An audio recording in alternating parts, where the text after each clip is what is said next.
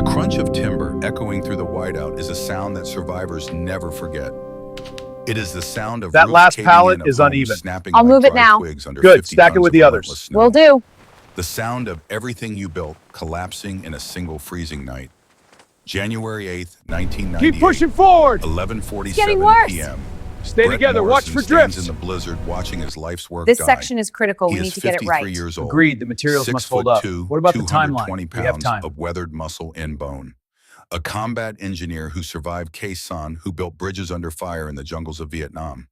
A man who came to Pine Ridge, Montana in 1972 with nothing but a tool belt and a work ethic and built 70% of the roofs in this valley with his own scarred hands.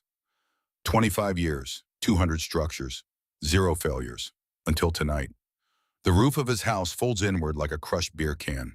The Ridgeline Truss he personally installed, personally certified, personally swore, would outlast his grandchildren, shears completely off the top plates.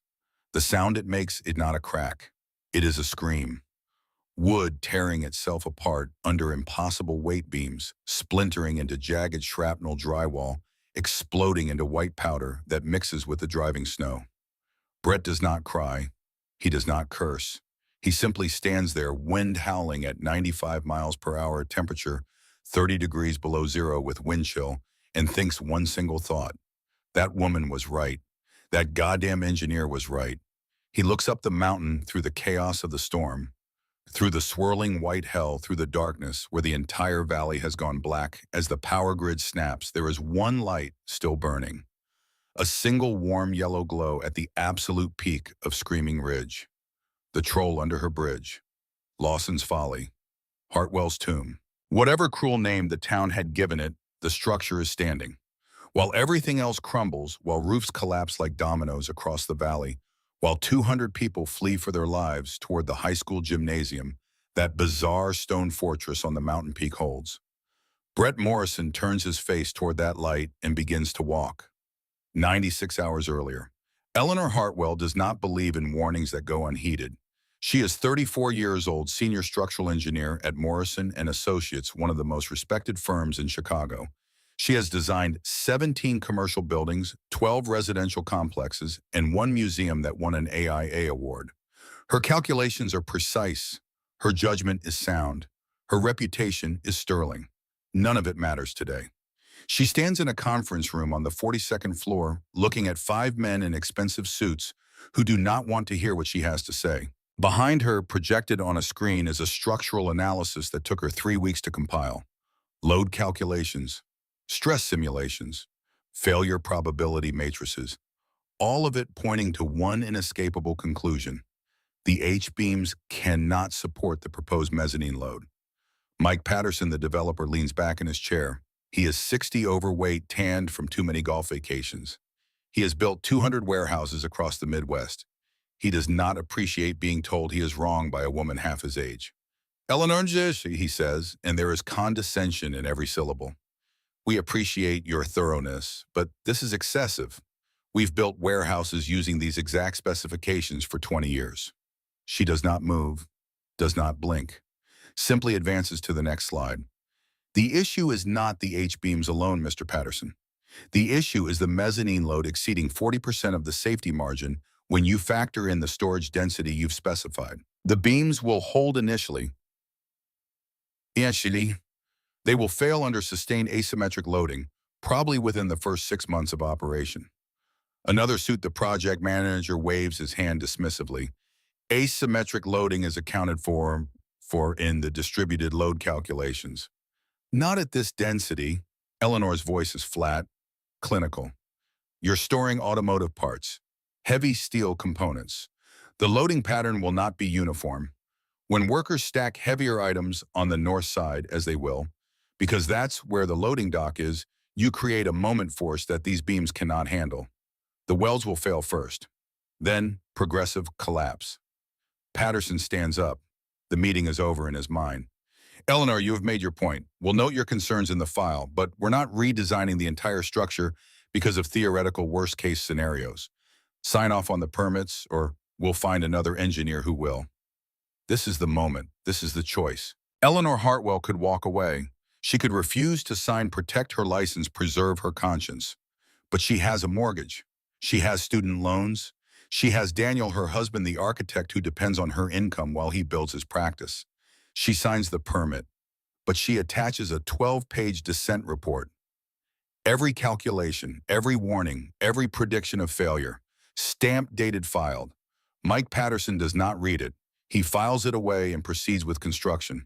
3 weeks later, the warehouse has its grand opening. Daniel Hartwell is on site that day. He is 36 tall and lean, with kind eyes and gentle hands. An architect who specializes in adaptive reuse, who sees beauty in old buildings that others want to tear down. He is there for the final walkthrough, checking window placements, verifying door swings, doing the detail work that makes a structure feel human. Eleanor is in her office 12 blocks away when it happens. The center mezzanine H-beam shears at the weld point. Not gradually, not with warning. It snaps like a gunshot, and the entire structure understands in that instant that it is dying. Domino effect. 6 more beams fail in 4 seconds. The mezzanine level pancakes onto the ground floor.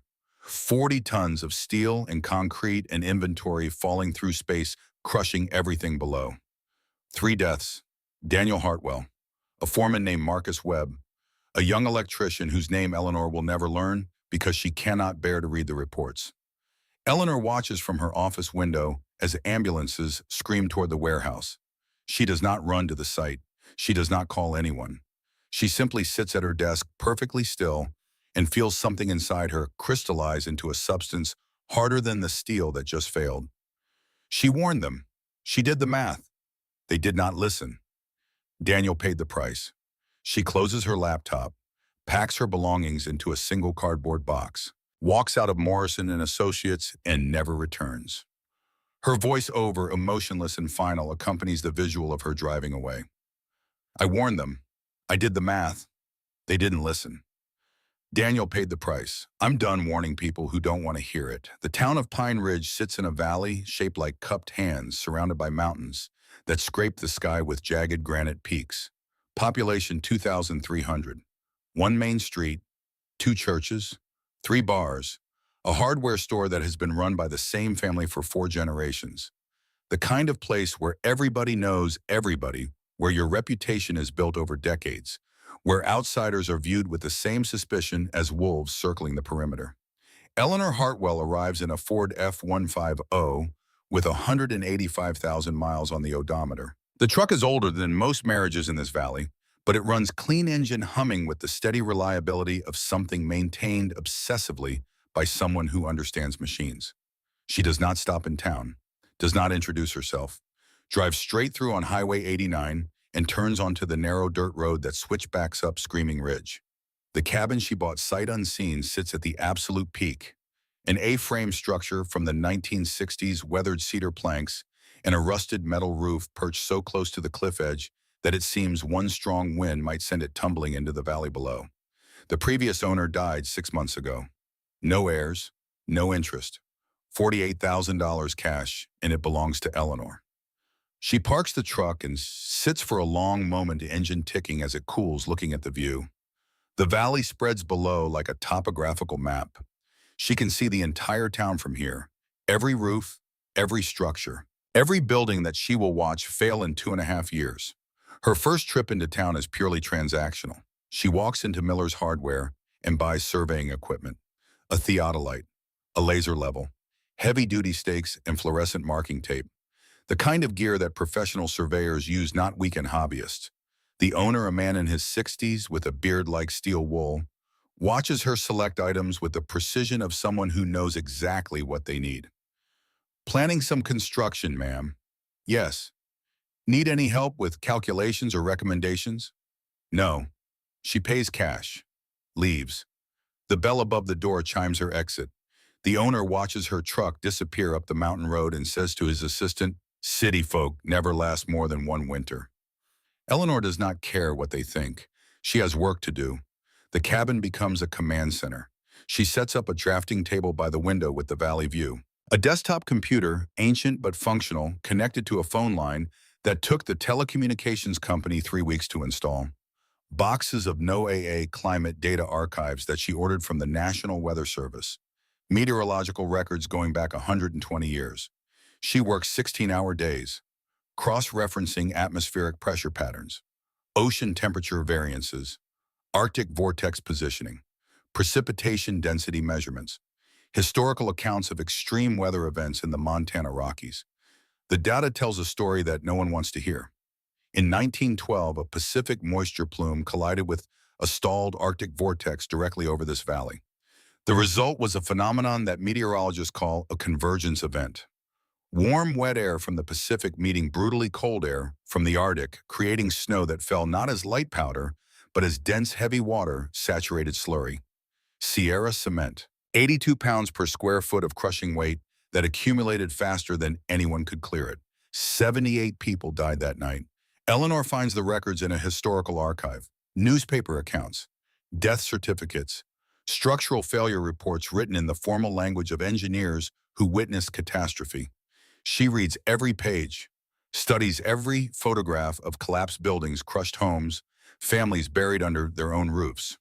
Then she pulls up the current atmospheric data, barometric pressure patterns, ocean surface temperatures in the North Pacific, the position of the polar vortex, wind shear measurements at altitude. The numbers align with 1912 with 89% correlation. Statistical probability of convergence event within 36 months approaches certainty. She sits back in her chair and looks out at the valley below, at the houses with their ordinary roofs built to ordinary code. 40 pounds per square foot load rating. Standard for Montana. Perfectly adequate for normal winters. Completely inadequate for what is coming. Eleanor Hartwell makes a decision in that moment. A cold, calculated, rational decision. She cannot save a town that will not listen. She can save herself. She will build the strongest structure that physics allows. She will survive. She will prove the math. And when they ask her why she did not warn them, she will show them the reports from Chicago. The warnings ignored. The husband dead. She will say, "I told you once. You laughed. I won't make that mistake again." The helicopter arrives on a Tuesday morning. It is a Sikorsky S-64 Sky Crane, the kind used for logging operations in terrain too steep for trucks.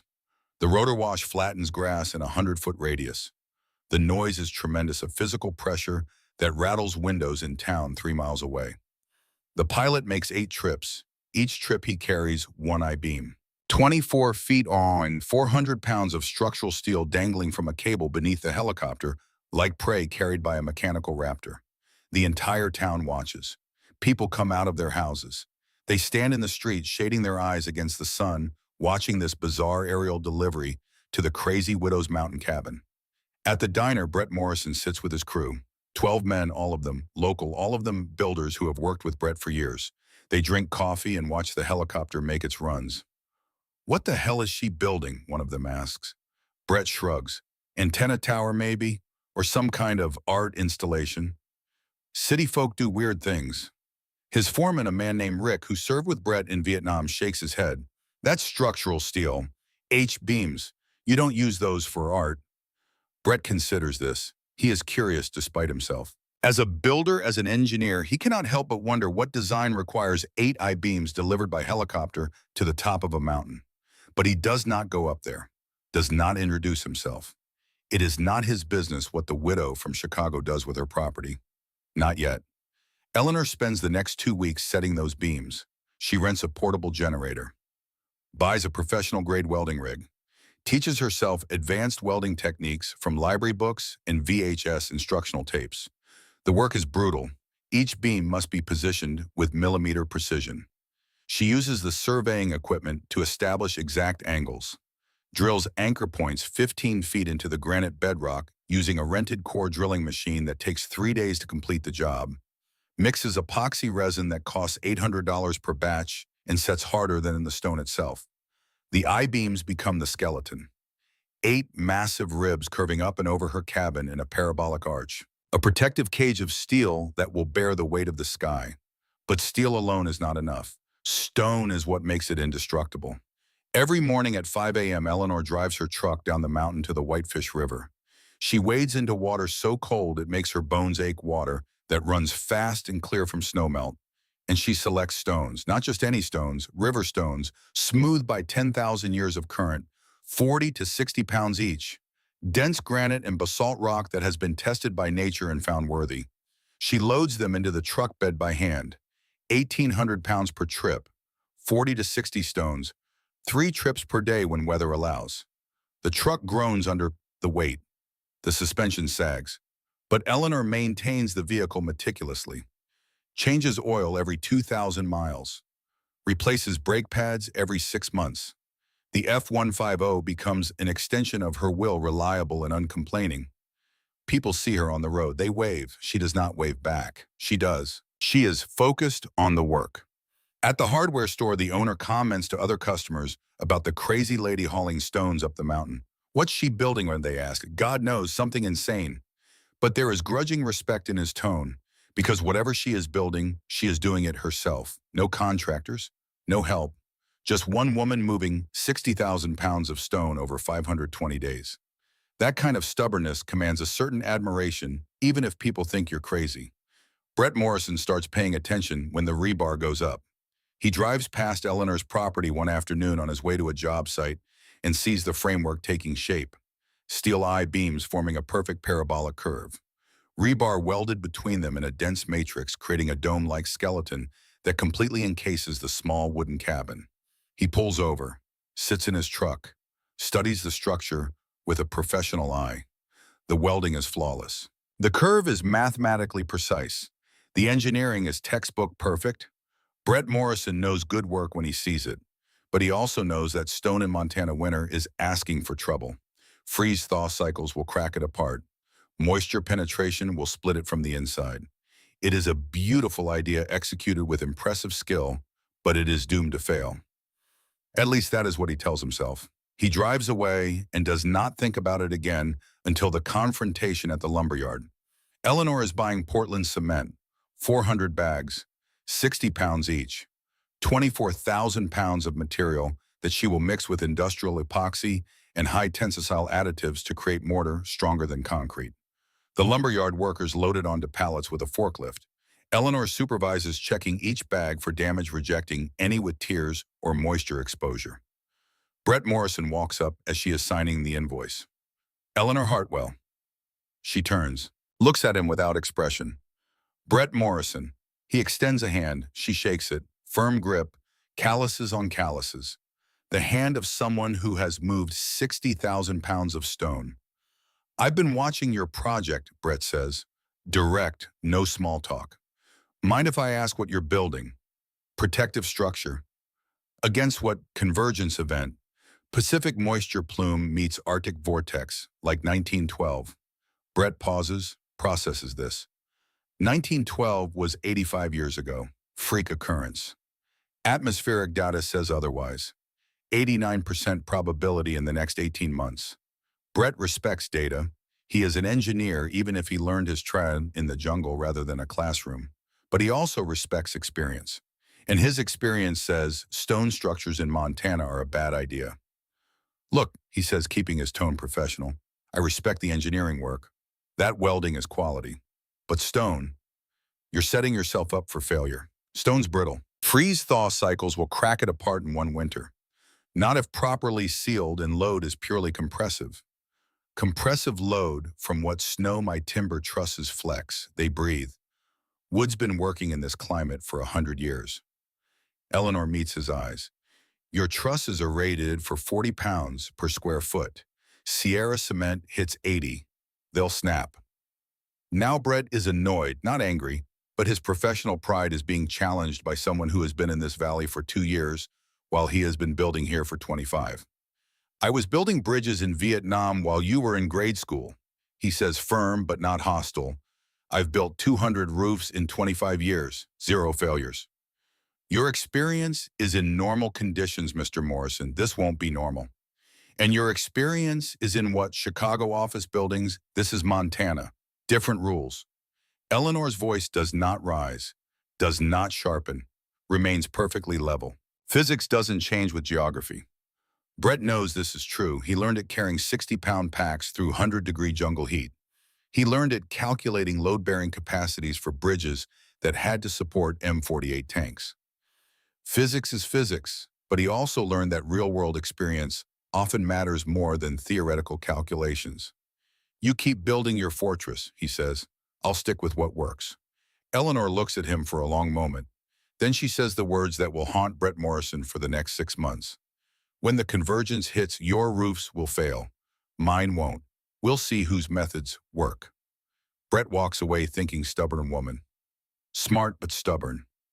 He does not know that in 18 months he will be standing in a blizzard watching his house collapse, and those words will be the only thing in his mind. The first person to believe Eleanor is 92 years old. Robert Sullivan. Everyone calls him Old Bob. He is Wyatt Sullivan's grandfather, a fixture in Pine Ridge for longer than most of the buildings have been standing. His face is a topographical map of wrinkles. His hands gnarled by arthritis, but his mind is sharp as the day he was born. He walks up to Eleanor's construction site one afternoon in late summer.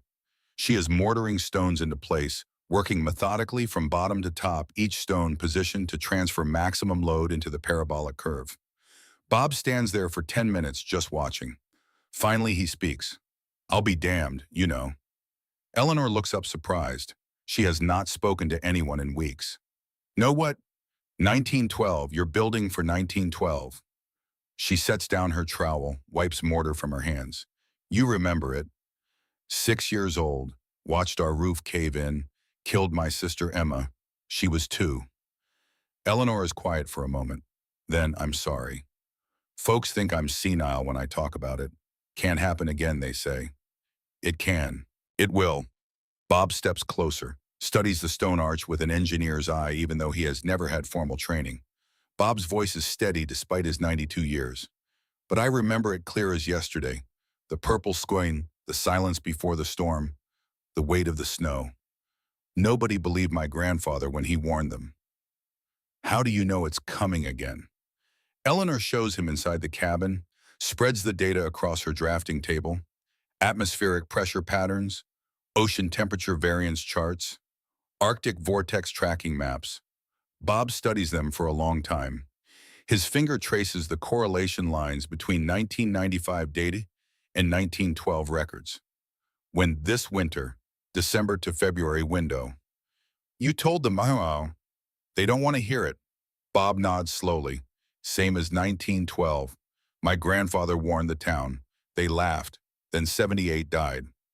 Eleanor looks at this old man, this witness to history that everyone dismisses as senile rambling.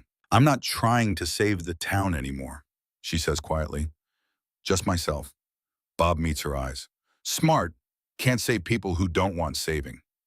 He becomes her only ally, brings her coffee during construction, tells her stories about 1912 that match her data exactly. The purple sky, the wildlife exodus, the eerie silence before the storm.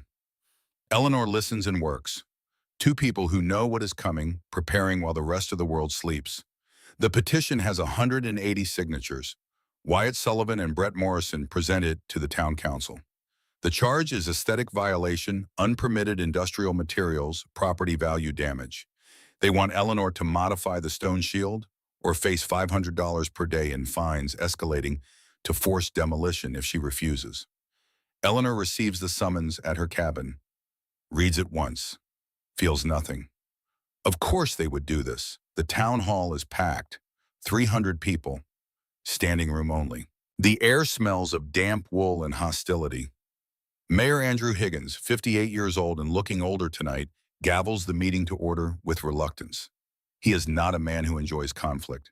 He ran for mayor because someone had to, and he has spent 8 years trying to keep everyone happy and succeeding at making everyone equally annoyed. Brett Morrison presents the case. He stands at the podium broad-shouldered and confident, speaking with the authority of someone who has built most of the structures that people in this room call home. This structure, he says, and a photograph of Eleanor's stone shield appears on the projector screen, violates every principle of mountain architecture. It's an eyesore, it's dangerous, and it's crushing property values for everyone on Screaming Ridge. Wyatt Sullivan adds his testimony. My property value has dropped 15% since this monstrosity went up. I've had 2 potential buyers walk away because they don't want to live next to that thing. There is murmuring agreement from the crowd. Mayor Higgins looks uncomfortable. Miss Hartwell, you have the floor to respond. Eleanor stands, walks to the podium. She does not bring charts, does not bring visual aids, just speaks directly, her voice carrying the flat certainty of someone stating mathematical facts. In 1912, this valley experienced a convergence event. Pacific moisture plume met Arctic vortex. Result was 82 pounds per square foot of Sierra cement. 78 people died. She lets that number sit for a moment. Current building code requires 40 pounds per square foot load rating. Current atmospheric conditions are identical to 1912. Convergence window is the next 90 days. Reinforce your structures or they will fail. Brett stands. With respect, Miss Hartwell, we don't build like 1912 anymore. Modern trusses are engineered. I've built in this valley for 25 years. My roofs hold. Your roofs rely on rigid resistance. Rigid breaks under sustained load. And stone doesn't crack. You're building a medieval fortress in Montana. Stone in compression is effectively unbreakable. My structure uses parabolic geometry. Load transfers down ribs into bedrock. The heavier the snow, the stronger it becomes. Wyatt Sullivan stands. This is an eyesore. It's destroying our property values. Eleanor turns to face the crowd. In 90 days, you won't have property values to worry about. Half the room erupts in laughter, mocking, dismissive laughter that fills the space like poison gas. Then old Bob Sullivan stands. At 92, he is the oldest person in the valley. His voice when he speaks carries the weight of lived history. I was 6 years old in 1912. I watched my house collapse. My sister died in my arms. Miss Hartwell's right. It's coming again. Brett turns to him, sympathy in his eyes but conviction in his voice. Bob, I respect you, but that was 85 years ago. We build better now. Mayor Higgins gavels for order. The room quiets. Miss Hartwell, he says heavily, you have 90 days to modify the facade to match town aesthetics or face $500 daily fines. Eleanor gathers nothing. She brought nothing. She simply turns and walks toward the door. As she reaches it, she stops, turns back. The entire room is watching. In 90 days, she says, voice carrying to every corner, there won't be a town hall to collect fines from. The door closes behind her. Brett Morrison says to the crowd, she's brilliant, I'll give her that, but she's wrong about this. He believes it when he says it. Eleanor completes the stone shield in the first week of November. The final polymer coat is applied on a cold, clear day. She inspects every weld. Tests load distribution with sandbags stacked on the western slope. Everything holds. Everything is perfect. The structure is exactly what she designed it to be. An indestructible shell that will deflect windshed snow and protect the fragile wooden cabin beneath through sheer geometric efficiency. She stands back and looks at it. 2.5 years of work. Every stone placed by hand. Every calculation verified 3 times. Her entire savings. Her physical health. Her isolation from any human connection. All of it for this moment. The valley below continues its normal life. Brett Morrison builds an addition onto the elementary school, his signature timber truss system, spanning 60 feet. Wyatt Sullivan renovates his stables with a new barn roof. Christmas decorations go up on Main Street. Children ice skate on the frozen pond behind the community center. Life as usual. Old Bob watches the sky. He reports to Eleanor every few days. She gives him a logbook to record barometric pressure. He takes the job seriously, checking the gauge she loaned him 3 times daily, writing down numbers in shaky but legible handwriting. December 15th, pressure dropping, 30.15. December 20th, cloud formation changing, 29.85. December 28th, it's close now, 29.40. On December 28th, the sky turns a color that Bob recognizes from childhood nightmares. Purple-gray, bruised, sick. The barometric pressure plummets so fast that people in the valley complain of headaches and vertigo. Ears pop. Sinuses ache.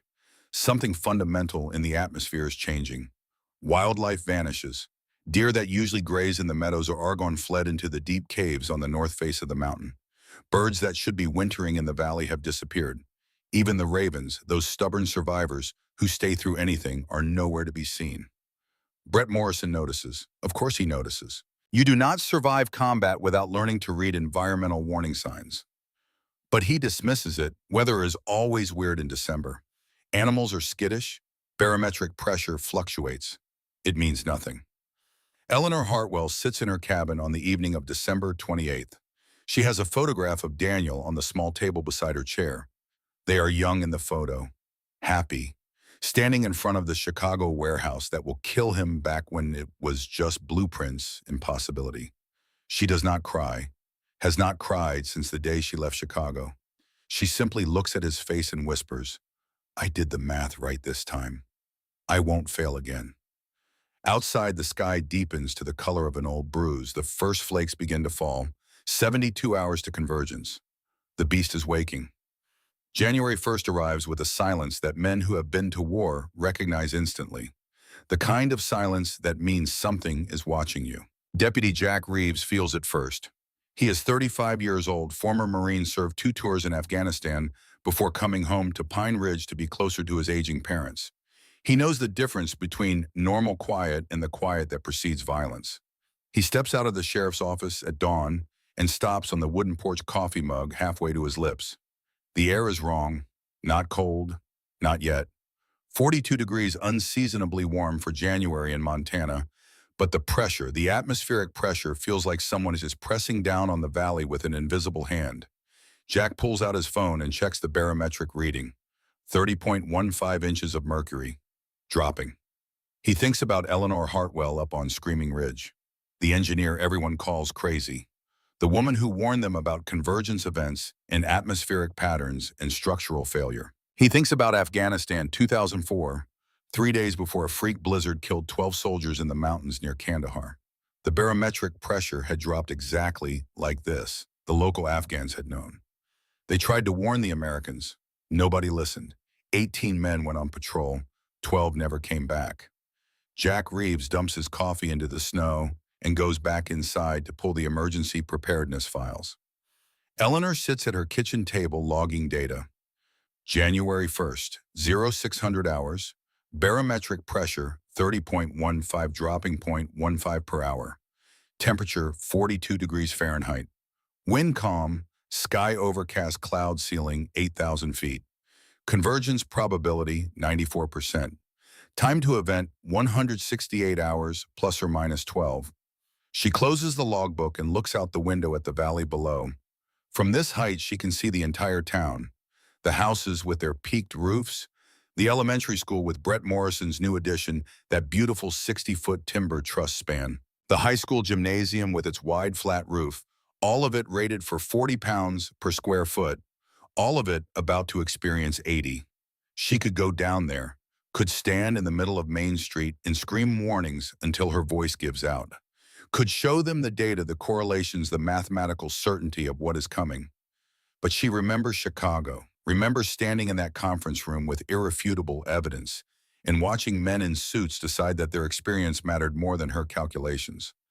She remembers Daniel's funeral. No, if they will not listen to data, they will learn from experience. She has done her part. She has warned them. She has built her shelter. Now she waits. The temperature swings begin. 45 degrees during the day, 18 degrees at night. The kind of violent fluctuation that meteorologists call atmospheric instability. Warm Pacific air pushing inland, colliding with probing fingers of Arctic cold. The animals know. Every deer in the valley vanishes overnight. They flee into the deep limestone caves on the north face of the mountains, ancient shelters that have protected their ancestors through ice ages. Birds disappear. The ravens that usually scavenge behind the diner are gone. Sparrows, magpies, even the hardy mountain chickadees that can survive 40 below, all of them silent and absent. Brett Morrison notices at the job site. "Where are all the damn crows?" his foreman Rick asks, looking up at empty sky. Brett shrugs. "Flew south early probably, mild winter." But Rick shakes his head. He is Shoshone, born and raised on the reservation before moving to Pine Ridge. His grandmother taught him to read weather signs that white men ignore. Animals don't leave for mild weather, Brett. They leave before bad weather. It's January in Montana. There's always bad weather coming. Rick does not argue. But he goes home that night, and moves his family's important documents and heirlooms to the basement, just in case. The barometric pressure crosses the critical threshold, 29.40 inches of mercury. Eleanor's alarm goes off. She has programmed it to trigger at this exact reading. She silences it and picks up her radio. Old Bob Sullivan's voice crackles through. Eleanor, you seeing this pressure? Confirmed, 29.4. Oh, how long? 72 hours, maybe 60. There is a long pause. Then Bob says quietly, I'm moving my important things to the root cellar. Told my grandson to do the same. He thinks I'm being paranoid. You're being smart. Eleanor, yes. Thank you for trying to warn them, even if they didn't listen. She does not respond, just sets down the radio and goes to check her supplies one final time. Water, 20 gallons in sealed containers. Food, military MRS enough for 2 weeks, firewood, 3 cords stacked and covered. Medical supplies, trauma kit antibiotics, pain medication, tools, generator welding rig hand tools. Everything she needs to survive alone while the world outside collapses. Jack Reeves drives up the mountain that afternoon. Eleanor hears the engine, sees the sheriff's department SUV pull up to her cabin. She considers not answering the door. But Jack has always been polite to her, never joined the mockery. She opens the door. Jack stands there in his uniform holding a clipboard, but his eyes are serious. Miss Hartwell, official visit. What can I do for you, deputy? I need to ask, that convergence event you predicted, how certain are you? Eleanor meets his eyes. 94% probability, 72 hours. Jack nods slowly. I served in Afghanistan, saw weather like this once before a storm that killed 12 men. Barometric pressure dropped exactly like this. You believe me. I trust data, and I trust combat experience. This feels wrong. Tell people to reinforce structures. Get to masonry buildings if roofs fail. I'll try, but Brett Morrison's opinion carries more weight in this town than mine. Eleanor almost smiles. Then we'll see whose judgment was correct. Jack looks at the stone shield arching over her cabin. That thing really going to hold? Yes. Mind if I bring my parents up here if things get bad? Eleanor considers this, then nods. Radio first. Don't just show up. Jack touches his hat brim. Thank you, ma'am. He drives away thinking that maybe the crazy lady isn't so crazy after all. The rain begins, gentle at first. Soft drops pattering on roofs, running down gutters, soaking into ground still frozen from the previous week's cold snap. Temperature 35 degrees. Brett Morrison sits in his living room with his wife Martha. They have been married 28 years. She knows when he is worried, even when he pretends not to be. Should we be concerned, she asks. Brett looks out the window at the rain. It's just rain. We'll get snow, maybe a foot. Nothing unusual. But his mind is working, running calculations. He designed his own roof 15 years ago. Timber trusses standard pitch rated for 50 pounds per square foot, overbuilt by 25% the way he builds everything. It will hold. Of course it will hold. He has been building in this valley for 25 years. 0 failures. Martha watches him and says nothing. The temperature drops to 28 degrees in 20 minutes.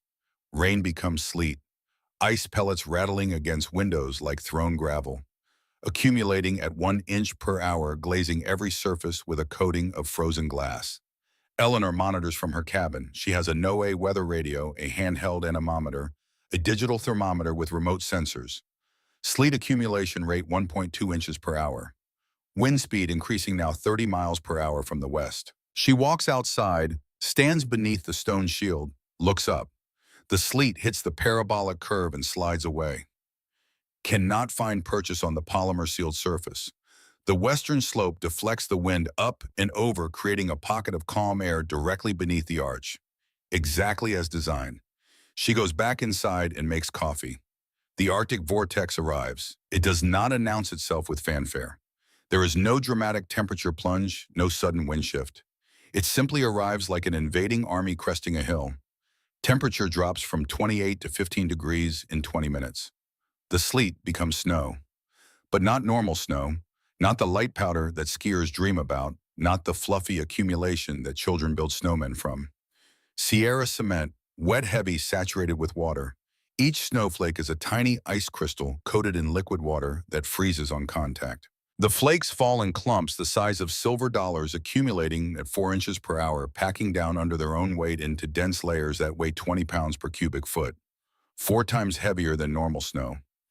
Eleanor checks her calculations one last time. 4 inches per hour, 20 pounds per cubic foot. In 6 hours, the valley will have 2 feet of Sierra cement, 40 pounds per square foot, at the building code limit. But the snow will not stop at 6 hours. The Pacific moisture plume is still feeding the system. The Arctic vortex is stalled in place, not moving. The convergence will continue for 12 hours, 18, maybe 24. By dawn, the load will exceed 80 pounds per square foot, and Brett Morrison's roofs are rated for 40. Wyatt Sullivan wakes to a sound like a cannon shot. His horse barn, brand new, built 6 months ago by Morrison Construction, with the finest materials money could buy, collapses in 3 seconds. The center ridgeline fails. The trusses fold inward. 40 tons of wet snow and timber and metal roofing crash down onto the concrete floor where his prize quarter horses were stabled until yesterday, when old Bob convinced him to move them to a neighbor's lower pasture. Wyatt runs to the window, looks out into the blizzard. His barn is gone, flattened, just a pile of splintered wood buried under a white mountain. He looks up at his own house ceiling, sees the drywall tape along the seam starting to wrinkle. "Martha," he says quietly, "we need to leave. Now." Brett Morrison sits by his fireplace with a bourbon he is not drinking. He is listening to his house, the way a combat engineer learns to listen to bridges for the sounds of stress fractures, the way a builder learns to hear the voice of structures under load. His house is groaning, subtle, deep, the sound of timber compressing, of nails pulling, of joints bearing weight they were never designed to carry. He stands up, puts his hand on the ceiling drywall. It is vibrating.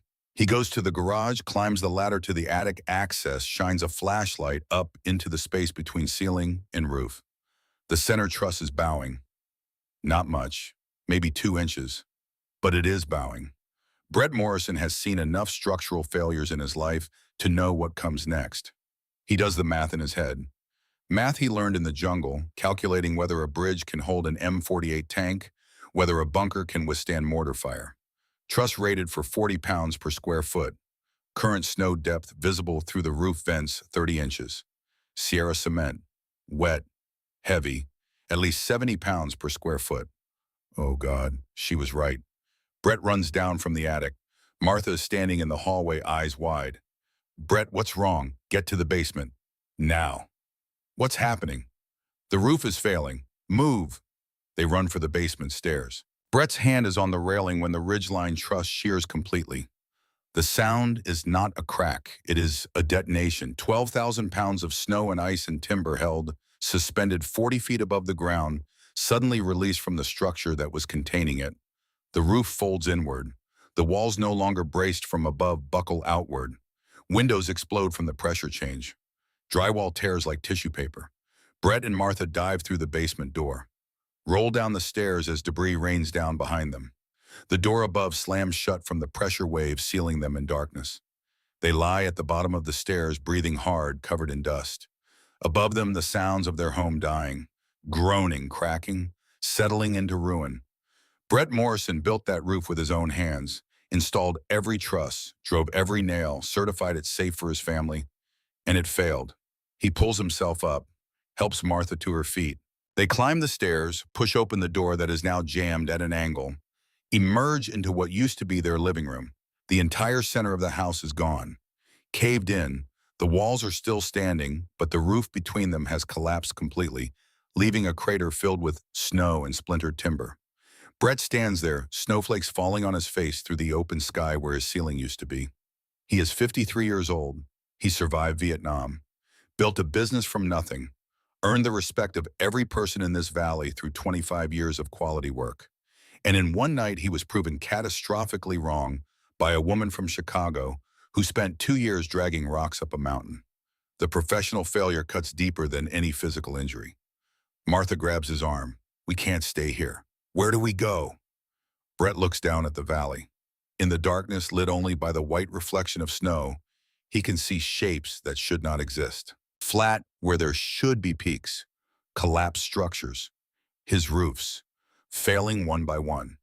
Then he looks up the mountain. At the single light still burning at the peak of Screaming Ridge, Eleanor Hartwell's cabin, the tomb, the folly, the medieval fortress, still standing. Up, Brett says. We go up. Up where Screaming Ridge, Eleanor's place. Martha stares at him. She'll never let us in, not after how we treated her. Brett pulls on his coat, hands Martha hers. She doesn't have to like us. She just has to be right. And she was right. He thinks about the stone shield, the parabolic arch, the compression load path, all of it designed to do exactly what his trusses could not: survive. That structure is the only thing in this valley that will hold, Brett says. Physics doesn't care about personal feelings. They climb out through a window, step into waist-deep snow. Temperature is -5 degrees Fahrenheit. Wind is howling at 85 miles per hour. Visibility is 10 feet. Brett has his truck. He gets it started, begins driving up the mountain road. A quarter-mile up, the truck buries itself in a drift. Engine chokes, dies. They abandon it, start walking. Brett Morrison is a big man, strong, but he is also 53 years old, and hypothermia does not care about your resume. 100 yards up the slope, he sees figures struggling ahead. Wyatt Sullivan and his wife fighting through the snow. Wyatt, they turn, see Brett and Martha. Wait. The four of them group together, sharing body heat, sharing the terrible understanding that they are all fleeing toward the one place they tried to destroy. Eleanor's, Wyatt asks. Brett nods. They climb together. The mountain is trying to kill them. Wind tears at their clothes, snow blinds them. Temperature is now -10 degrees with wind chill approaching -35. Frostbite gnaws at exposed skin.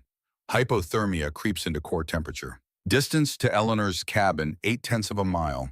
Elevation gains 600 feet. In summer, an easy 20-minute hike. Tonight, a battle for survival. Brett takes point, using his body to break trail. Wyatt beside him. The two women behind in the lee. They make 50 yards before hitting the first obstacle. A ponderosa pine, 70 feet tall, has uprooted. Thousands of pounds of ice accumulated on its branches, the weight too much for roots to hold. It fell across the trail, creating a wall of frozen branches 8 feet high. Brett and Wyatt try to go around. The slopes on either side are too steep, too unstable. They have to go through. Brett still has a tire iron in his coat pocket. He uses it like a machete, breaking frozen branches, creating a gap. Wyatt helps, bare hands bleeding from the sharp ice. 15 minutes of brutal labor. They create an opening, crawl through, all four of them covered in blood and ice. Martha is crying, not from pain, from cold, from exhaustion, from the understanding that they might not make it. Brett pulls her close. We're halfway. Keep moving. They continue up. The wind is a physical enemy. It hits them like punches, 90 miles per hour gusts that stagger even Brett's bulk. Wyatt goes down. Brett hauls him up. They lock arms. 4 people moving as one unit because alone they will die. Another 200 yards. Brett's legs are going numb, not from cold, from exertion, from pushing through snow that is chest high in the drifts. He can see Wyatt faltering. The younger man's face is gray, lips blue. Come on, Brett shouts. 100 more yards. Wyatt tries, takes 10 more steps, collapses. Brett drops down beside him. Get up. Can't. Leave me. Get the women safe. Brett grabs Wyatt's coat, pulls him close so their faces are inches apart. You think I carried a radio operator 6 miles through the jungle with a bullet in my leg to leave you here? Get the fuck up. Something in Brett's eyes. Something from 1970, from a firefight in the Central Highlands, from a place where quitting meant dying. Wyatt gets up. They move forward. And then, like crossing a threshold into another dimension, they reach Eleanor's property line. The wind stops, not gradually, instantly. One moment they are being battered by 90 miles per hour gusts. The next moment, absolute calm. Brett looks up, blinking snow from his eyes. Above them, a stone shield rises like the hull of an enormous ship. The western face of the parabolic arch is catching the full force of the wind and vaulting it up and over. The aerodynamic curve is creating a pocket of still air beneath. They are standing in the lee, in the shelter. The ground here is almost dry. No snow accumulation. The arch is shedding everything. Brett Morrison, combat engineer veteran of 100 construction sites, looks at this structure and understands with absolute clarity that he has just witnessed perfect engineering. He tries to take another step. His legs give out. Wyatt catches him. Together, the four of them stagger to Eleanor's porch. Wyatt pounds on the door. The deadbolt clicks. The door opens. Eleanor Hartwell stands backlit by kerosene lamps. She holds a wool blanket in one hand. Her face is expressionless. No smugness. No told you so. Just the clinical assessment of an engineer evaluating structural damage. She looks at four people who tried to destroy her, who mocked her, who threatened legal action. Four people who are minutes from death. Get inside, Eleanor says, stepping back, before you lose your fingers. The interior of Eleanor Hartwell's cabin is a capsule of impossible normalcy. While the apocalypse rages 50 feet above their heads, while the valley below tears itself apart under the weight of the sky, this small wooden structure sits in perfect silence. Not a creak, not a groan, not a single vibration. The cast iron wood stove radiates heat so intense it hurts to stand too close. Kerosene lamps cast steady yellow light across drafting tables covered in blueprints and structural diagrams. The air smells of wood smoke and coffee and the metallic tang of fresh snow melting off frozen clothing. Brett Morrison stands just inside the door, dripping, shaking, staring at Eleanor Hartwell like she is a ghost. She hands him a wool blanket. Military surplus, thick and scratchy. Then another to Martha, to Wyatt, to Wyatt's wife. Sit by the stove, Eleanor says. Not unkind, but not warm. Clinical. Rewarm slowly. Don't rub frostbitten skin. She brings them coffee, black strong enough to strip paint, pours it from a percolator that sits on the stovetop like it has been waiting for guests. Brett wraps his hands around the mug. His fingers are white at the tips, frostbite setting in. But the pain as circulation returns is a distant thing, background noise to the professional assessment his mind is performing. He is looking at the structure around him, looking at the ceiling, at the walls, at the way the wooden cabin sits completely isolated from the stone shell above it. He is listening to the silence. Outside, he can hear the storm, muted, distant, like listening to the ocean from inside a submarine. The wind screams overhead, but it does not touch this place. Brett Morrison has evaluated structural integrity in combat zones, has calculated load-bearing capacity while mortar rounds fell. He knows when a building is under stress and when it is serene. This cabin is serene. The stone shield above is absorbing everything, every ounce of wind force, every pound of snow load. Catching it, distributing it, channeling it down through steel and stone into the bedrock beneath. The cabin itself bears no weight, no stress, no strain. It is perfect engineering. Brett looks at Eleanor. She is sitting at her drafting table updating a logbook, recording wind speed, temperature, barometric pressure, working while four half-frozen people huddle around her stove. Why isn't it shattering? Brett asks. His voice is hoarse from shouting over wind. Stone is brittle in tension. Eleanor does not look up from her log. There is no tension, only compression. Explain. Now she looks at him, studies his face for a long moment, deciding whether he is actually asking or just challenging. She sees genuine curiosity, professional interest. She pulls a blank sheet of paper from the drafting table, picks up a pencil, begins sketching. Parabolic curve, she says, drawing the arch profile. Every load vector points downward and inward. Snow accumulates on top. Gravity pulls it down, but the curve redirects that force. Her pencil traces arrows showing force paths. Each stone is squeezed against the stone beside it. Compression. The ribs channel compression down to the bedrock anchors. No bending moment, no tensile stress, just pure axial compression. Brett leans forward, studying the diagram. His engineer's mind, trained in jungle clearings and on construction sites, recognizes the elegance. Load path clarity, he says quietly. No moment loading. Exactly. I spent 25 years building flexural resistance systems, trusses designed to bend and flex under load. Flexion works for moderate loads. For extreme loads, you need compression geometry. Brett sits back, looks at his coffee, thinks about his house, about the 70 roofs he built across this valley using the same principles, the same methods, the same confidence that had just been proven catastrophically wrong. How many of my roofs are failing right now? Eleanor's voice is flat, factual. All of them. Not cruel, just true. Brett closes his eyes. 25 years of work, 200 structures. His reputation built on quality and reliability. Gone. Martha reaches over and takes his hand. She knows her husband well enough to understand that this professional failure cuts deeper than the physical danger they just survived. Wyatt Sullivan speaks up from his corner by the stove. Eleanor, I owe you an apology. She looks at him, waits. I led that petition, gathered signatures, called your structure an eyesore, testified against you at the town hall. Yes, and you just saved my life. Eleanor shrugs. I designed the structure to withstand the convergence event. You being inside it when the event occurred is incidental to the design parameters. Wyatt almost laughs. Even now, even after being proven spectacularly right, she cannot help speaking like an engineer. Still, he says, thank you. Eleanor nods once, returns to her logbook. The silence stretches. Outside, the storm continues its assault. Inside, 4 people sit with their mistakes. Then the radio crackles to life. Eleanor has a ham radio set up in the corner.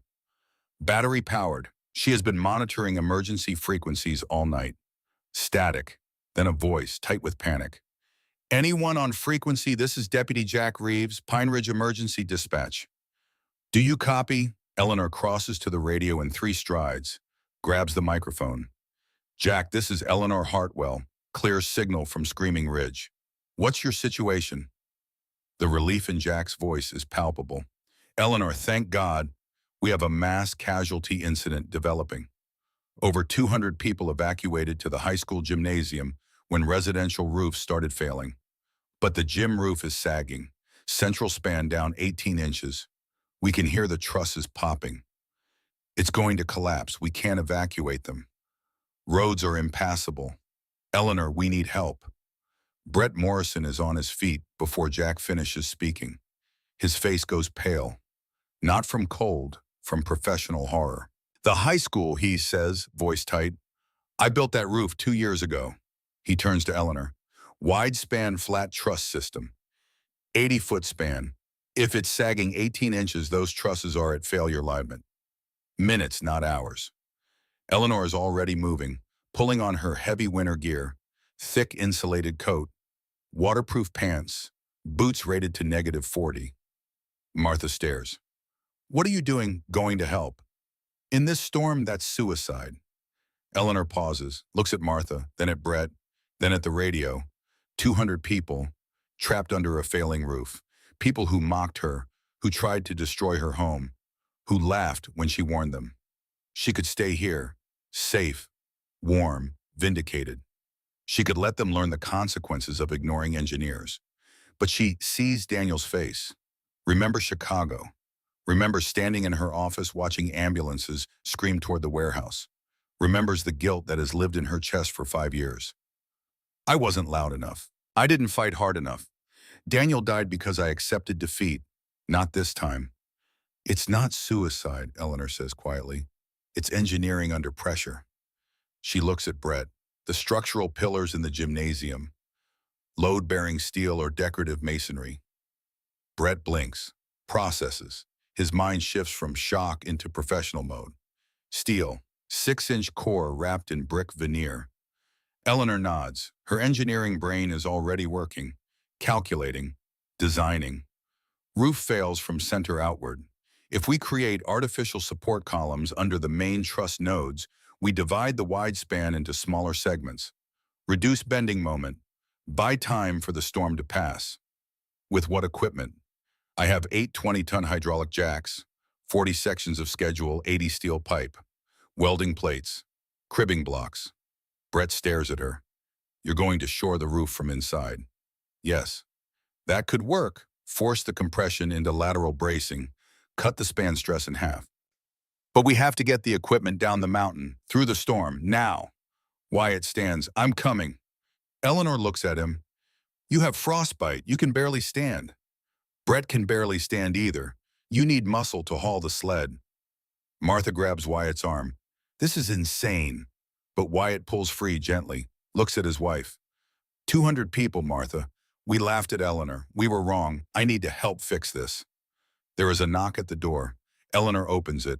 Old Bob Sullivan stands there, 92 years old, wearing a coat from 1960 and boots held together with duct tape, completely unaffected by the cold that nearly killed 4 younger people. I'm coming, Bob says. Bob, you're 92. I survived 1912. I'll survive this. You need someone who knows the school layout. I was on the construction crew in 1953 when they built it. Eleanor looks at this old man, at Brett hypothermic and frostbitten, at Wyatt barely recovered from the climb, at herself, one structural engineer against a mountain and a storm in physics. She makes the calculation. 4 people, minimal viable team. Martha, you monitor the radio. Keep the fire going. If we're not back in 6 hours, contact Jack and tell him we failed. Martha nods, tears in her eyes. Eleanor opens the workshop door, reveals a heavy-duty toboggan sled loaded with equipment, 8 hydraulic jacks, each weighing 60 pounds, 40 steel pipes, welding plates, cribbing blocks, 800 pounds of gear. Brett helps her drag it outside. Wyatt and Bob take the tether ropes. The storm hits them like a physical wall the moment they step beyond the stone shield's protection. Wind, snow, cold that steals breath from lungs. Eleanor shouts over the chaos. Gravity is our advantage. Keep the sled tethered. If it builds momentum, it'll break our legs. Controlled descent. Do not stop. They begin moving down the mountain. The descent is warfare. Brett takes point, using Eleanor's ice axe to chop footholds into frozen drifts. Each step has to be carved from ice. Each foot of progress earned with sweat that freezes on skin. Behind him, Wyatt and old Bob control the sled, ropes taut, digging heels into snow to break. The toboggan wants to slide, wants to accelerate down the slope and tear free and tumble into darkness. Eleanor moves between positions, checking the load, adjusting ropes, calling out obstacles. The visibility is 5 feet. The wind is a constant scream. Temperature is negative 15 degrees and falling. 300 yards down, they hit the ice field. The entire slope is a sheet of black ice hidden under 6 inches of powder. The sled hits it and immediately begins sliding. Dig in, Wyatt shouts. He and Bob lean back on the ropes, boots skidding, no purchase. The sled accelerates. Brett sees it happening, sees the physics. 800 pounds gaining momentum. If they lose control now, the sled will hit 30 miles per hour before it crashes and everything will be destroyed. He makes a decision born from combat engineering, from controlled demolitions, from understanding that sometimes you have to surrender to physics and redirect rather than resist. Wyatt, release. What? Let go, I'll pendulum it. Wyatt releases his rope. Brett alone holds the sled now, all 800 pounds pulling on one man. He does not fight it. Instead, he runs at an angle, using his body weight and the sled's momentum to swing the whole mass sideways. The sled carves a wide arc, slams into a snowbank, stops. Brett goes down, nearly pulled off the cliff edge. Wyatt grabs him, hauls him back. They lie in the snow, breathing hard. Good call, Wyatt gasps. Combat engineering, controlled chaos. They get up, keep moving. 500 yards down, old Bob suddenly stops. Hold. Everyone freezes. Avalanche chute ahead, 40 feet across, unstable. Eleanor moves up beside him, pulls out a flashlight, shines it across the slope. She can see the terrain feature, a wide gully where snow has accumulated deep and loose, the kind of formation that slides with minimal trigger. We have to cross, Brett says. No alternate route. Bob nods. One at a time. Minimize weight. Eleanor goes first. She is lightest, 135 pounds versus Brett's 220. She steps carefully, ice axe probing, testing each foothold, moving with the precision of someone who has calculated slope angles and coefficient of friction and understands exactly how much force this snowpack can tolerate before it fails. 40 feet, 30, 20, a sound like a gunshot. The slab releases above her. Avalanche, Eleanor runs, does not look back, just sprints across the last 20 feet as the slope above her begins to move. 10,000 pounds of snow and ice roaring down the chute behind her. She reaches the far side, dives, rolls. The avalanche screams past, missing her by 6 feet. She stands up, breathing hard, looks back across the chute. Brett, Wyatt, and Bob are safe on the other side. The avalanche cut between them. Now they have to cross a chute that just proved it will slide. Brett does not hesitate, clips the sled to his rope, runs it across on a diagonal using speed and momentum to cross before the slope can react.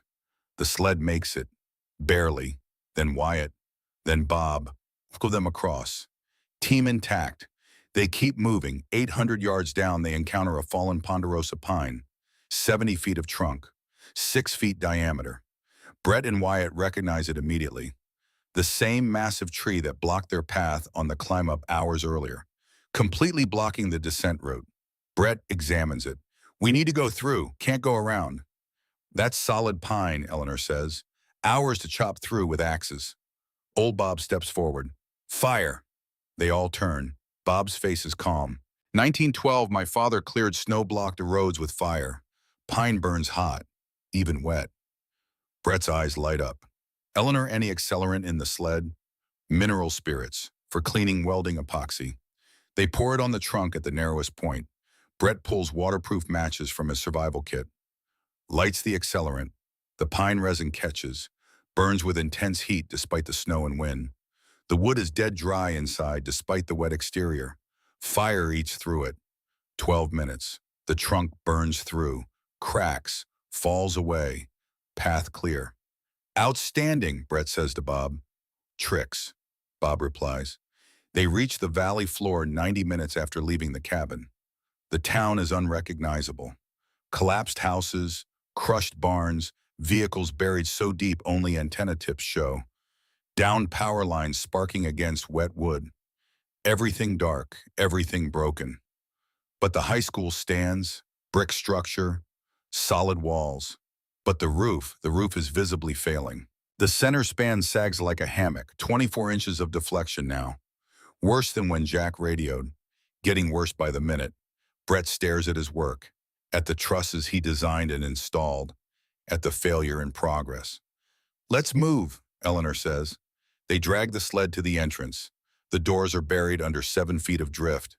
Brett and Wyatt dig, bare hands, steel plates used as shovels. 20 minutes of brutal labor. They create a tunnel, just wide enough to drag the sled through. Inside the gymnasium is a scene of controlled terror. 200 people pressed against the perimeter walls. Families huddled together. Children crying. Adults praying. Deputy Jack Reeves moving among them. Trying to maintain calm. Trying to keep people away from the center where the ceiling is dying. Above them, the roof groans. A sound like a ship breaking apart. The massive laminated timber trusses are visibly bowed. Drywall cracks spider across the ceiling. Fine sawdust rains down. Paint chips. The physical manifestation of structural failure in slow motion. Jack sees Eleanor enter with the team and the sled. Relief floods his face. Eleanor, thank God. She does not waste time with greetings. Immediately begins assessing the structure. Looking up. Calculating deflection. Estimating remaining time to failure. Her voice cuts through the gymnasium. Command voice. The voice of someone who has run construction sites and will not tolerate chaos.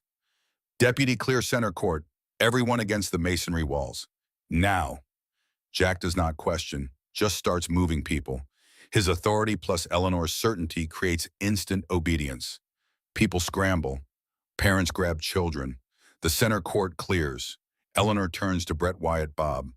Unpack the sled. I need Jack's positioned at 4 points. Brett, identify the truss nodes. Brett is already looking up, his professional eye finding the critical points. The main gusset plates where trusses join, the stress concentration points. 4 locations, he says, points with a laser from Eleanor's kit. Those gusset plates on the bottom cords. Under those points, we can transfer load. Agreed. Start with foundation prep. They move like a military unit. Wyatt and Bob lay out wooden cribbing blocks, 12-inch by 12-inch by 4-inch lumber, creating stable bases that distribute point loads across the suspended gym floor. Heavy steel plates on top of the cribbing, 2 feet by 2 feet, spreading load even further. Then the steel pipes, Schedule 80, heavy gauge, threaded together to create vertical columns reaching 22 feet to the sagging trusses. The hydraulic jacks at the base, 20-ton capacity each. Positioned, checked, 4 minutes to set up. Above them, a massive crack shoots across the ceiling. Drywall tears. The crowd screams. Everyone on jacks, Eleanor orders. Brett, Jack, Wyatt, myself, 1 per jack. Old Bob supervises, watches for uneven lifting. Eleanor's voice is steady. We pump synchronously. Uneven lift creates lateral shear. Roof slides sideways instead of being supported. On my mark. 1, 2, pump. 4 people throw weight onto jack levers. Clack. The ratchet sound echoes. Steel columns rise 1/4 inch. Make contact with timber trusses. Resistance is immense for Barnum. Again, the pump.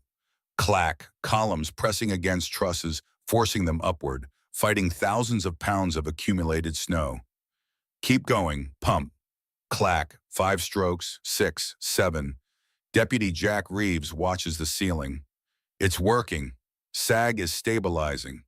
Don't stop. Pump. Clack. Stroke 10. Suddenly, a sound like a cannon. The hardwood floor beneath jack number 3 buckles. The localized pressure is too intense. The suspended floor system cannot handle it. The steel plate tilts. The column shifts 3 inches out of plumb. Stop, Eleanor screams. Floor failure. Above them, the roof responds instantly to the loss of support. A massive boom. The entire center section drops 2 inches. The crowd panics. People scream. Children cry. Parents shield them with their bodies expecting the sky to fall. Brett's mind races. Plate footprint too small, punching through the subfloor. Eleanor's eyes scan the gym, looking for solutions, seeing the folded steel bleachers against the wall. Bleacher rails, C-channel steel, rip them out. Brett, Jack, and Wyatt sprint to the bleachers. Use tire irons. Use the ice axe. Smash locking bolts.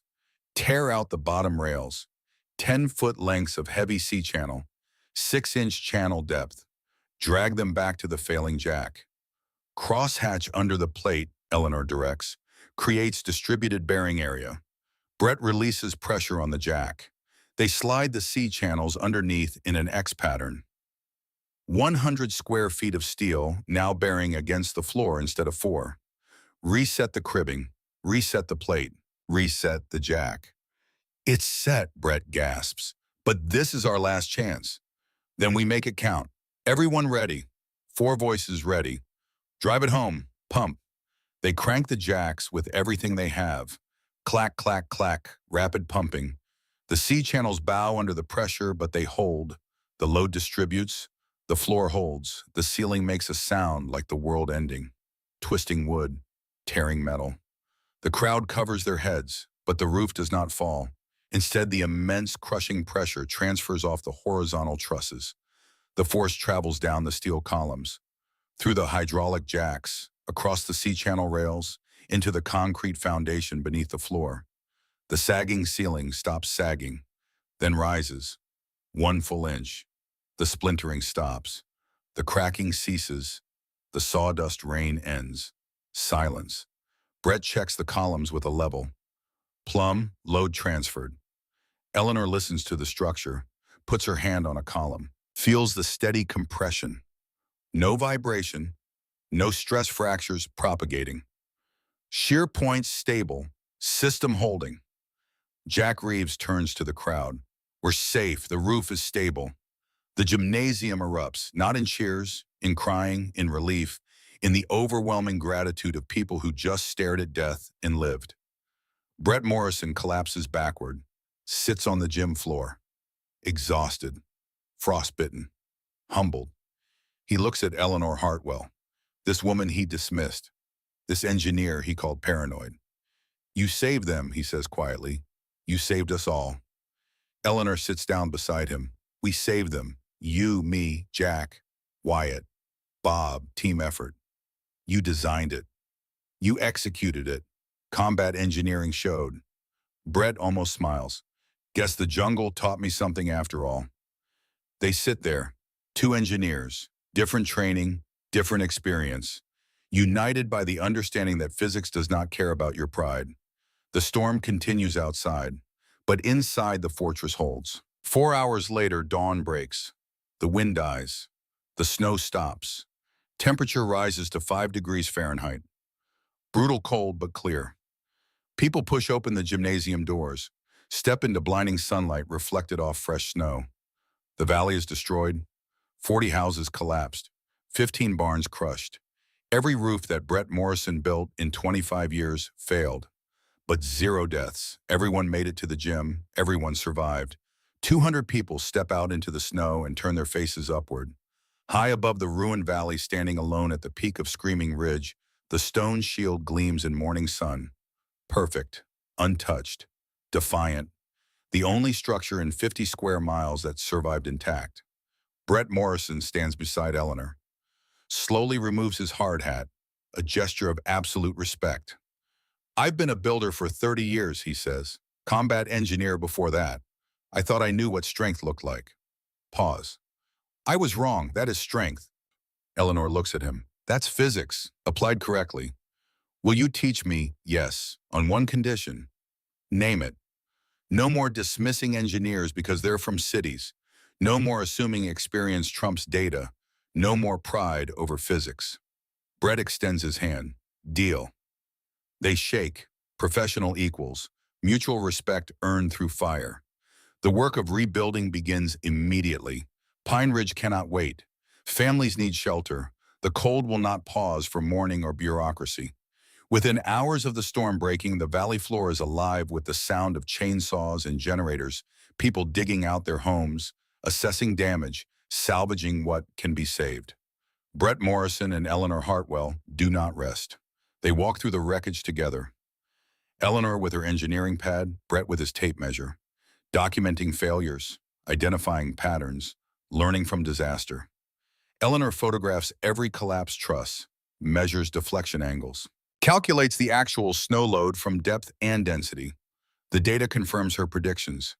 82 pounds per square foot, exactly what the historical records from 1912 indicated. Brett follows her silent, taking notes, seeing his mistakes laid bare in splintered timber and crushed drywall. Every failure is his design, his signature, his legacy. At the elementary school, they stand in the ruined addition. The 60-foot timber truss span Brett built just 6 months ago has pancaked completely. The beautiful open classroom is now a crater of broken wood and twisted metal. "I was so proud of this," Brett says quietly. "Longest clear span I ever built. Thought it would last 100 years. Eleanor measures the failure point. The central gusset plate sheared, exactly where maximum bending moment concentrated under asymmetric loading. Could it have been saved? With proper reinforcement, parabolic arch over the span, or reduce the span with intermediate supports.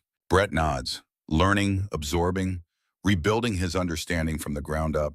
They work for 3 days straight, surveying every collapsed structure in the valley. Eleanor drafts new building codes. 85 pounds per square foot minimum, mandatory parabolic reinforcement for spans over 40 feet, steel compression ribs for public buildings. On the 4th day, they stand in the ruins of Brett's house, the house he built with his own hands 15 years ago, the house where he raised his children, the house that failed while he slept inside. The roof is gone. The walls are damaged beyond repair, but the foundation is sound. "Start over," Eleanor asks. Brett looks at the debris, at the timber that betrayed him, then up at the mountain at the stone shield gleaming in the distance. "Start over," he confirms, "but this time we do it right." They design it together over the next 2 weeks. Brett's practical knowledge of Montana construction, Eleanor's theoretical understanding of extreme load conditions. The result is a hybrid structure, unlike anything Pine Ridge has seen. Timber frame for the walls, traditional Montana craftsmanship, but over the main living area, a parabolic stone arch, not as massive as Eleanor's shield, but built on the same principles. Compression geometry, load distribution, stone sealed against freeze-thaw. It takes 3 months to build. Eleanor works alongside Brett's crew, teaching them the mathematics of compression, showing them how to calculate load paths, training them to think like engineers while working like craftsmen.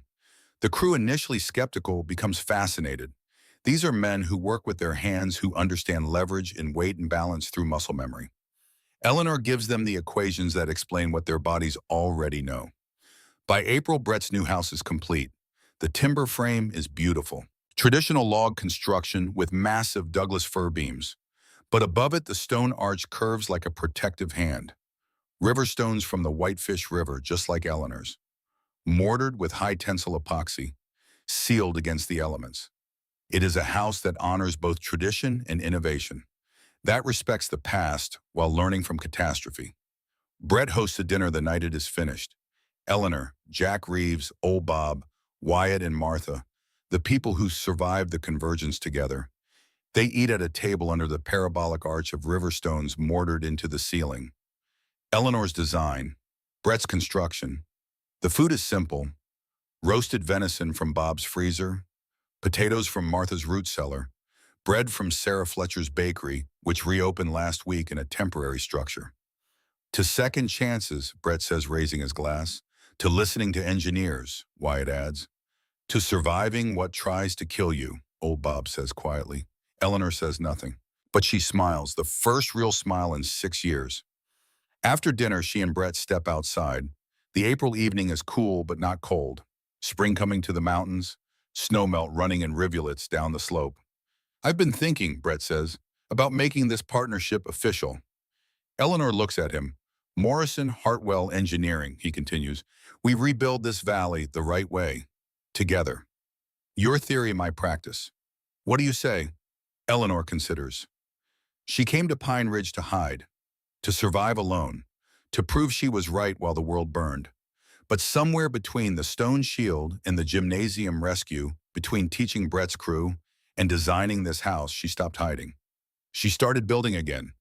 Not just structures, but something more. Partnership, she says. 50-50. You handle clients, I handle calculations. We both handle construction oversight. Brett grins, extends his hand. Deal. And they shake on it under the stone arch as the sun sets over the mountains. The elementary school becomes their first official project as Morrison Hartwell Engineering. The old addition is demolished. In its place, they design something revolutionary for Pine Ridge, a hybrid structure that becomes the model for the entire valley's reconstruction. Stone compression arches span the main classroom, exposed, beautiful, teaching children every day about the principles that keep them safe. The stones are different colors: granite, basalt, limestone, each one numbered, part of a permanent exhibit about the convergence of 1998. Between the arches, large windows flood the space with light. The stone provides strength. The glass provides openness. Beauty and safety combined. Brett handles the construction. His crew has grown. The convergence taught the valley that building correctly matters more than building cheaply. People are willing to pay for expertise now. Eleanor designs each arch with precision, calculates load paths, specifies materials, inspects every weld, every mortar joint, every anchor bolt. The school opens in September in time for the new academic year. The dedication ceremony draws the entire town. Mayor Higgins, humbled by the convergence, gives a speech about listening to experts, about the cost of ignoring warnings, about the woman who saved them despite their mockery. Eleanor stands in the back, uncomfortable with the attention. But when the children file into their new classroom and immediately start asking questions about the stone arches, about why they are curved, about how they work, she steps forward. She explains compression stress to third graders using wooden blocks, shows them how an arch distributes weight, lets them feel the strength of stone when force is applied correctly. The children understand. Their questions are sharp, curious, unafraid of physics. One girl, maybe 9 years old, asks, "Did you build these arches because you were scared?" Eleanor kneels down to the girl's eye level. "I built them because I did the math, and the math told me what needed to be done. Fear is just information. You choose what to do with it."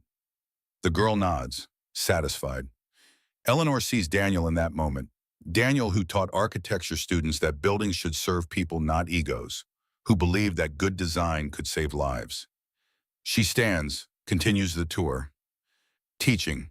By October, Morrison Hartwell Engineering has redesigned 47 structures in Pine Ridge. The valley is transforming. Stone arches appear over barn doors. Parabolic reinforcements support church roofs. The fire station gets a complete rebuild with compression geometry that can support twice the code requirement. Every structure is different. Every design customized to its purpose. But all of them share the same principle: when extreme load comes, compression wins. Brett teaches a night class at the high school, structural engineering for contractors. 20 men and 3 women show up the first night. By the third week, the class has doubled. He brings in Eleanor as guest lecturer. She explains load calculations, safety margins, material properties. The contractors take notes like university students. These are people who have seen their work fail, who have learned humility through catastrophe. One of Brett's old crew members, a carpenter named Tom, stays after class one night. "I've been building for 15 years, Tom says. Never understood why we did things certain ways. Just followed the plans. Now I get it. Now I can see the forces." Brett clasps his shoulder. "That's what Eleanor gave us. The ability to see what's invisible." In November, Brett is invited to speak at Montana Tech. The engineering school wants to hear from the contractor who survived the convergence, who learned from failure, who partnered with this engineer who saved 200 lives. Eleanor goes with him. They present together. Brett talks about the hubris of experience without theory. Eleanor talks about the limits of theory without practical knowledge. Together they walk through the convergence, the failures, the rescue, the rebuilding.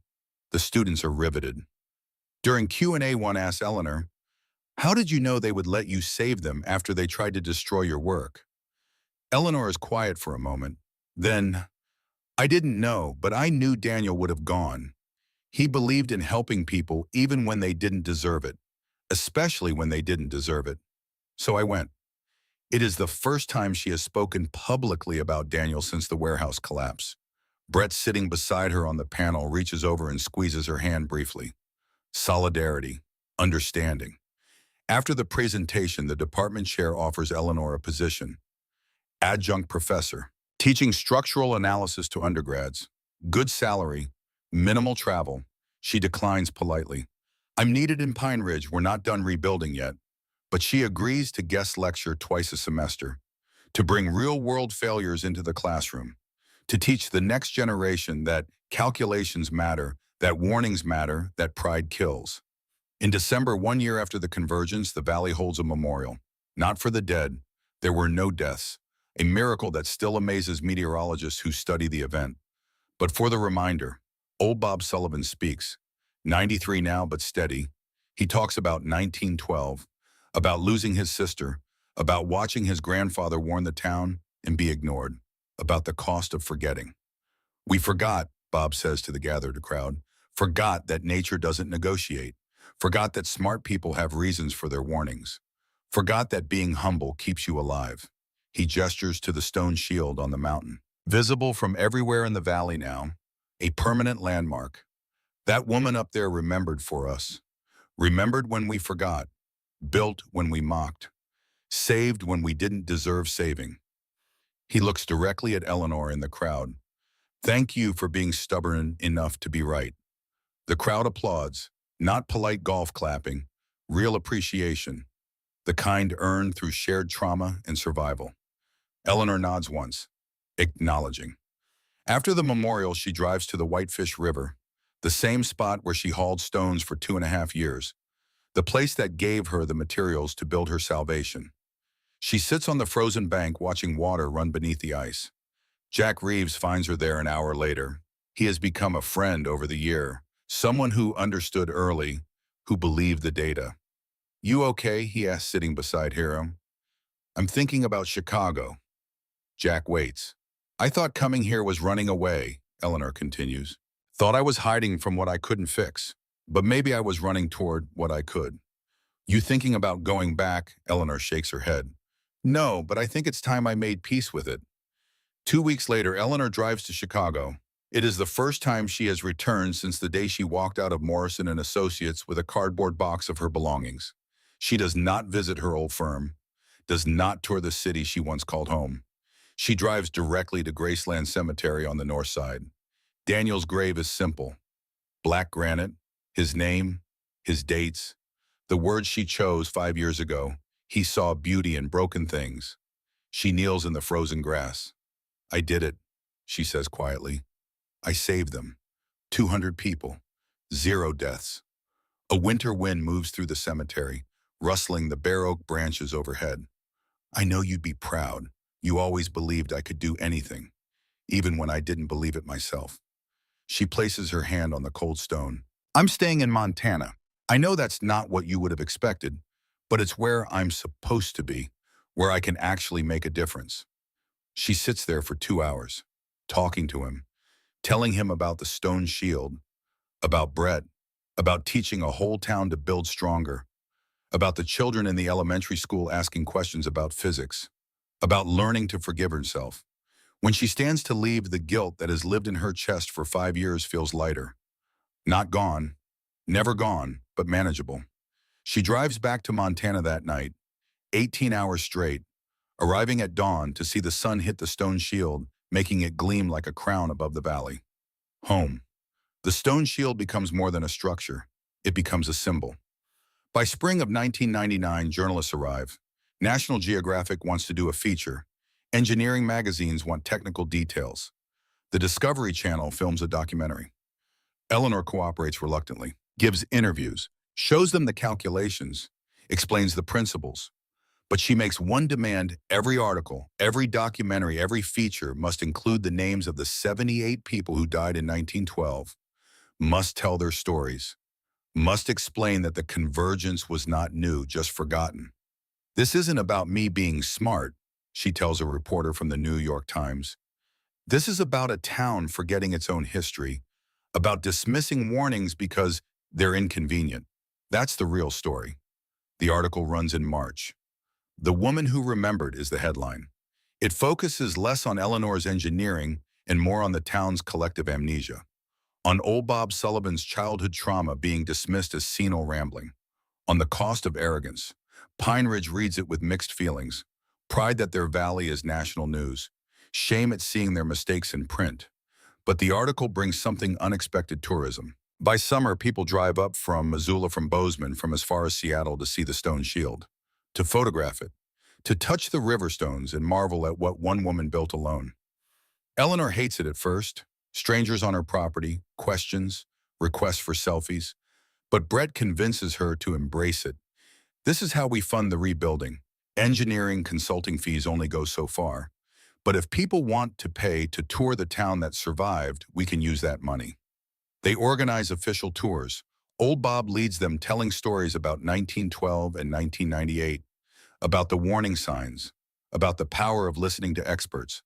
The tour ends at the elementary school, where children explain to visitors how compression arches work. The revenue funds scholarships.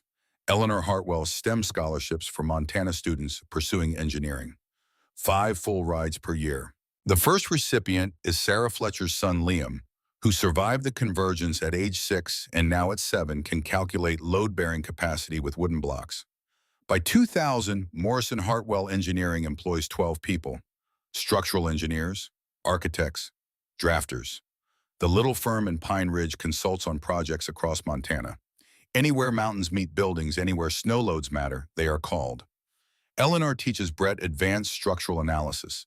He teaches her practical construction techniques, the wisdom of materials, the art of building efficiently. They design a community center for Pine Ridge, a gathering space with a massive parabolic stone roof that doubles as an emergency shelter. Rated for 120 pounds per square foot, enough to survive 2 convergence events stacked on top of each other. Overkill, Brett asks, reviewing her calculations. Engineering is applied paranoia, Eleanor replies. We build for worst cases because worst cases happen. The community center opens in October 2000. It wins an AIA award for innovative structural design.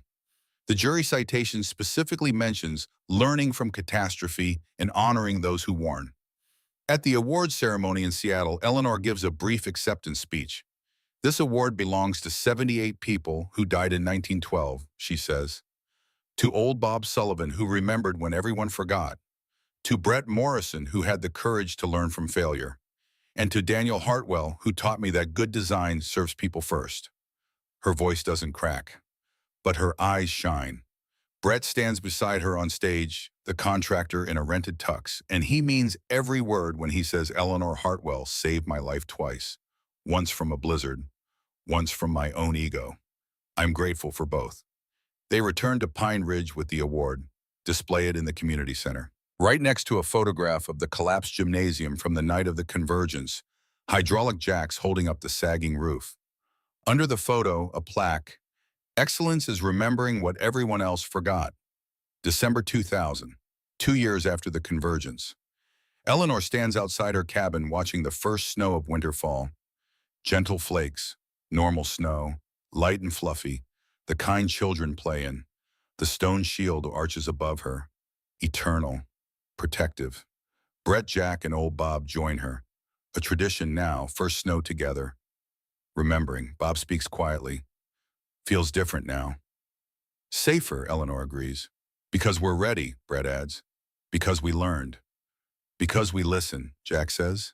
Eleanor places her hand on one of the river stones, feels its strength beneath the polymer seal, thinks about the journey from Chicago to here, from grief to redemption, from isolation to partnership.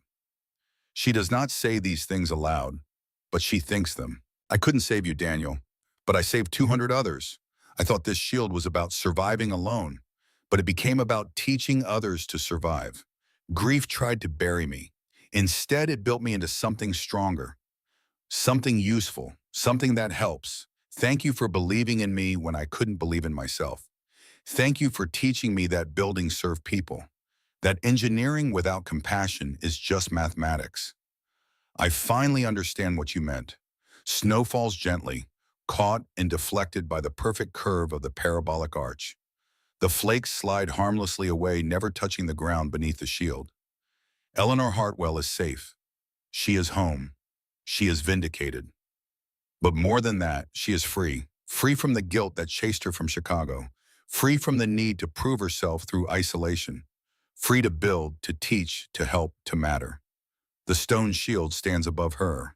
A monument to preparation, to mathematics, to one woman's refusal to be wrong twice. But it is also something more. A reminder that warnings matter, that expertise matters, that humility keeps you alive, that sometimes the things people mock are the things that save them. Eleanor looks out at the valley below, at the lights of Pine Ridge glowing warm against the winter darkness, at the new roofs, the stronger buildings, the elementary school with its stone arches, at 200 people who are alive because one stubborn engineer did the math and refused to compromise. She smiles, not a big smile, just a small curve of satisfaction. The smile of someone who knows with absolute certainty that physics doesn't lie, that stone and compression is effectively unbreakable, that preparation defeats catastrophe, that she was right, and that being right this time saved everyone. The snow continues to fall, soft, gentle, beautiful, normal snow, the kind that Montana can handle. The kind that the valley is now built to withstand, because they remembered, because they learned, because one woman refused to let them forget.